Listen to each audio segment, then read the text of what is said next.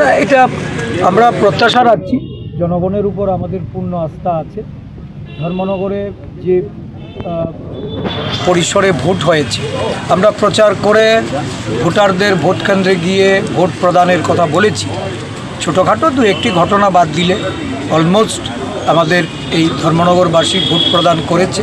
আমরা প্রত্যাশা রাখছি যে তাদের ভোটের যে ফলাফল এই উপনির্বাচনে, সাধারণত উপনির্বাচনগুলি একটু অ্যাডভান্টেজ থাকে শাসক দল, কিন্তু এইবার ধর্মনগরের নির্বাচনে একটু আমরা দেখলাম যে এখানে প্রধান বিরোধী হিসাবে কংগ্রেস দল লড়াইটাতে ছিল এবং এই লড়াইটা সম্পূর্ণভাবে আমাদের যে নেতৃবৃন্দরা, ধর্মনগরের নেতৃবৃন্দ, ধর্মনগরের আমাদের কর্মী সমর্থক থেকে সমস্ত পদাধিকারীরা তারা ঐক্যবদ্ধভাবে এই লড়াইয়ে অবতীর্ণ হয়েছে।